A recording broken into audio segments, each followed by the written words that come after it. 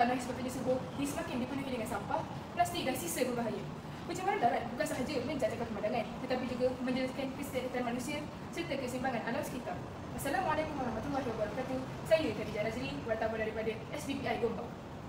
Menurut Bank Dunia, dunia menghasilkan lebih daripada 2 bilion tan sisa berbajak setiap tahun dan sekurang-kurangnya 33% daripadanya tidak diuruskan dengan cara yang selamat.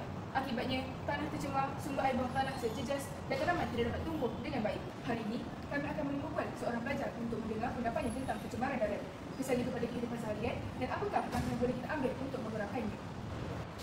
Assalamualaikum, saya Alfa binti Ahmad Ashraf daripada SBPI Gombak tingkatan 3. Baiklah, mari mulakan.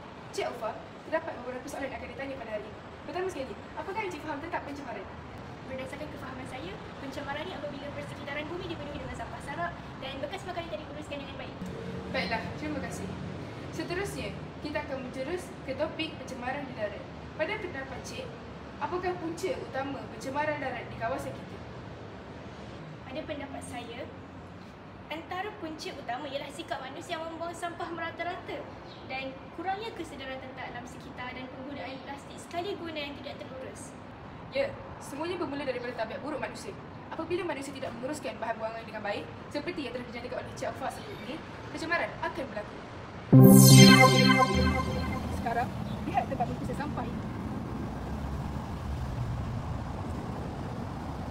Jika sampah ini tidak dikendalikan dengan baik, pelbagai masalah akan terjadi. Sebagai pelajar, apakah peranan kecil yang kita boleh lakukan untuk mengurangkan pencemaran darat? Sebagai pelajar, kita boleh mulakan dengan langkah yang mudah seperti membuang sampah di tempat yang betul, mengurangi penggunaan plastik, membawa makanan sendiri dan tidak membuang sampah merata-rata. Terima kasih Cik Alfa.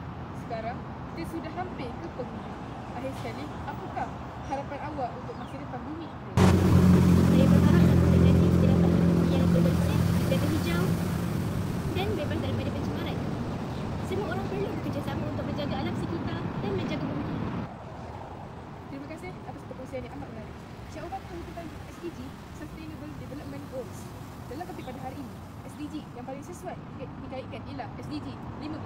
Ya, SDG adalah dalam bahasa Melayu, kemalangan pembangunan lestarian kelima, merujuk kepada kehidupan di darat. Berikan pendapat cik.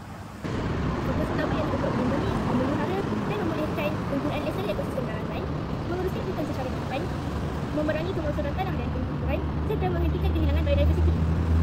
Bagus dah.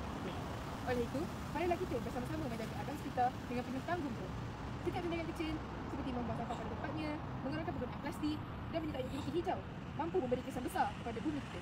Ingatlah, menjaga alam sekitar adalah amanah kita sebagai khalifah di bumi. Demi generasi yang akan datang, mari kita wujudkan bumi yang lebih bersih, hijau dan lestari. Sekian, terima kasih. Jumpa lagi di masa yang akan datang.